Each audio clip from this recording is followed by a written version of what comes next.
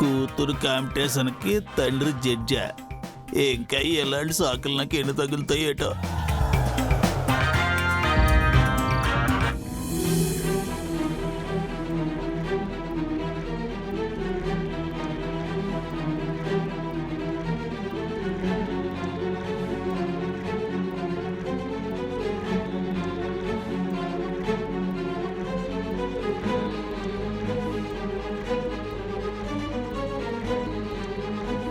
Business extend చేయాలన్న ఆలోచన మంచిదే,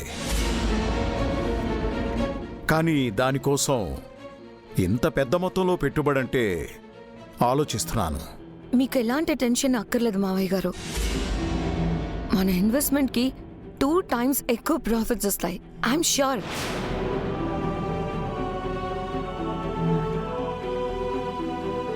ఎంకే కంపెనీస్ తోటి చాలా కంపెనీస్ టైఅప్ అవ్వాలని చూస్తున్నాయి పెదనాన్న, కానీ వాళ్ళు మాత్రం మనతోనే టైఅప్ అవ్వాలని చూస్తున్నారు. ఆ డీల్ నేనే సెట్ చేశాను మావయ్య గారు. It's worthable. మీరు కాన్ఫిడెంట్గానే ఉన్నారు, కానీ రుద్ర ఆ కంపెనీ ఫ్రాడ్ అంటున్నాడు కదా.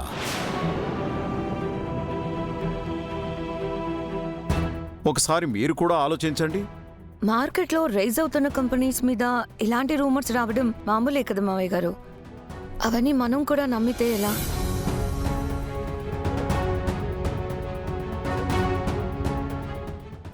రుద్ర, సమయానికి వచ్చా. పెదనాన్న, సూర్య ఎంకే కంపెనీతో టైఅప్ అయ్యాడు కదా, ఇప్పుడు 5 కోట్ల పెట్టుబడి కావాలంటున్నాడు.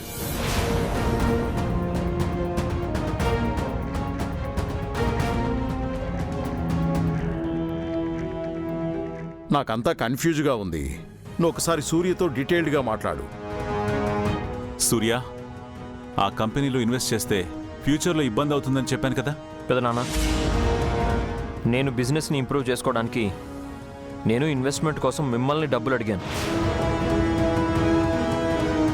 మీకు ఇవ్వాలనిపిస్తే ఇవ్వండి, లేదంటే లేదు. నేను ఇంట్లో ఉన్న అందరికీ ఎక్స్ప్లెనేషన్ ఇవ్వలేను.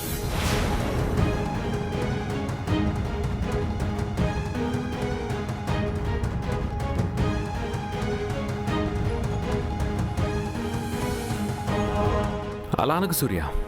బిజినెస్లో ఎప్పుడు నీకు రుద్రబావే కదా సలహాలు ఇస్తాడు. అది నాకు బిజినెస్ అంటే ఏంటో తెలియనప్పుడు. Now I know everything. I can handle everything. ప్రతిసారి సలహాలు సంప్రదింపులు తీసుకుంటే ఎలా చెప్పండి?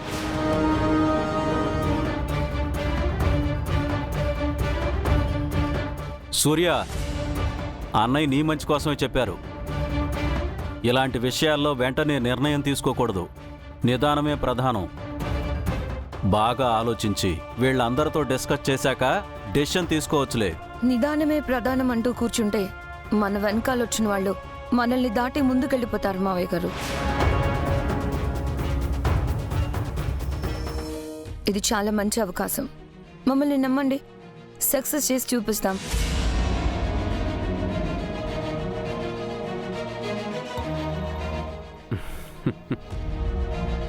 శకుంతల, జరిగిందంతా విన్నావుగా, నీ అభిప్రాయం ఏంటి? ఈ ఇంట్లో నా అభిప్రాయాలకి నిర్ణయాలకి విలువ ఉందని నేను అనుకోవడం లేదు. ఎవరికి వాళ్ళు పెద్దవాళ్ళైపోయి నిర్ణయాలు తీసుకుంటున్నారు. ఇక నా అభిప్రాయాలతో పనేంటి?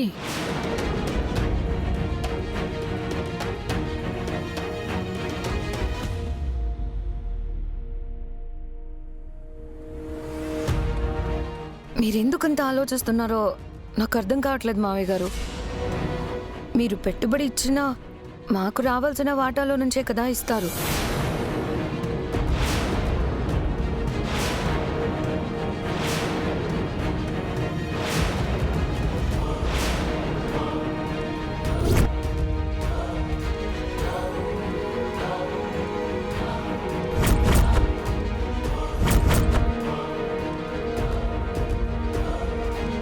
లాభమైనా నష్టమైనా మేమే కదా భరించాలి.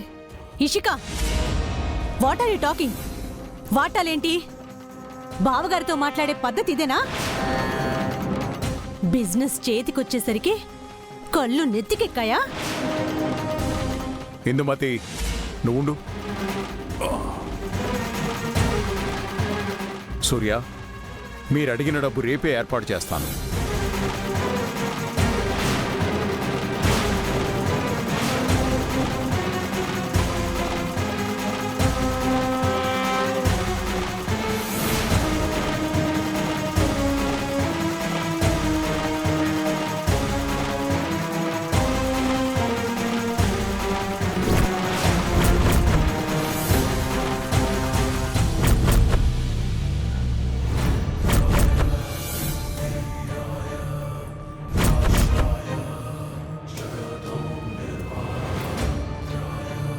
సూర్య, మనం అనుకున్నది జరగబోతుంది.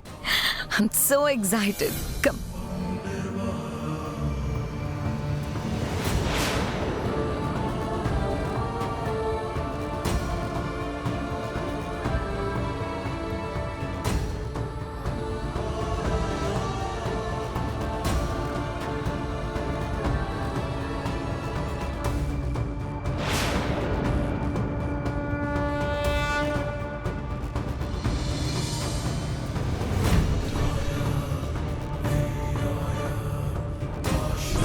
నిదానమే ప్రధానం అంటూ కూర్చుంటే మన వెనకాల వచ్చిన వాళ్ళు మనల్ని దాటి ముందుకెళ్ళిపోతారు మావయ్య గారు.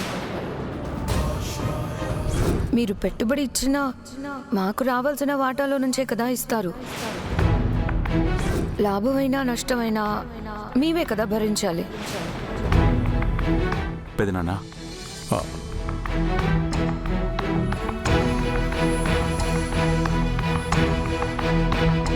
ఏంటి రుద్ర, సూర్య అడగగానే అంత డబ్బిస్తానని ఎందుకు ఒప్పుకున్నారా అని అడగడానికి వచ్చావా? పెదనాన్న, సూర్యకి బిజినెస్ ఎక్స్పీరియన్స్ తక్కువ, ఇషికకి ఆలోచన తక్కువ, అత్యాశ ఎక్కువ. ఆ కంపెనీ వాళ్ళు వీళ్ళకేదో అత్యాశ చూపించారు పెదనాన్న. అందుకే వీళ్ళు ఎక్సైట్ అవుతున్నారు. ఇంత అమౌంట్ కనుక వాళ్ళతో ఇన్వెస్ట్ చేయిస్తే డెఫినెట్గా ఇబ్బంది అవుతుంది. నాకు తెలుసు రుద్ర. తెలిసి కూడా అంత పెద్ద అమౌంట్ ఇస్తానని ఎలా ప్రామిస్ చేశారు? రిస్క్ కదా. రిస్కే, కానీ నువ్వు ఇష్కా ప్రవర్తన గమనించావా? తను డబ్బు కావాలని అడగలేదు, మా వాటాలోది కావాలని అడిగింది. అంటే మా హక్కు మాకు కావాలని డిమాండ్ చేసింది. నేను ఇవ్వనని ఒక్క మాట అంటే ఇషికాలో మళ్ళీ వేరే కాపురం పెట్టాలనే ఆలోచన వస్తుంది. తన ఒక్క ఆలోచనతో కుటుంబం అంతా ముక్కలైపోతుంది. అది నేను బతికుండగా జరగకూడదు. నా ప్రాణం ఉన్నంత వరకు నా కుటుంబం ఇలాగే కలిసి ఉండాలి. డబ్బు పోయినా పర్వాలేదు రుద్ర, తిరిగి సంపాదించుకోవచ్చు. కానీ కుటుంబంలో ఐకమత్యం పోతే ఆ కుటుంబానికి ఎలాంటి విలువ ఉండదు. మీరు చెప్పేది నాకు అర్థమవుతుంది పెదనాన్న, కానీ బిజినెస్లో ఒక్కసారి దెబ్బతింటే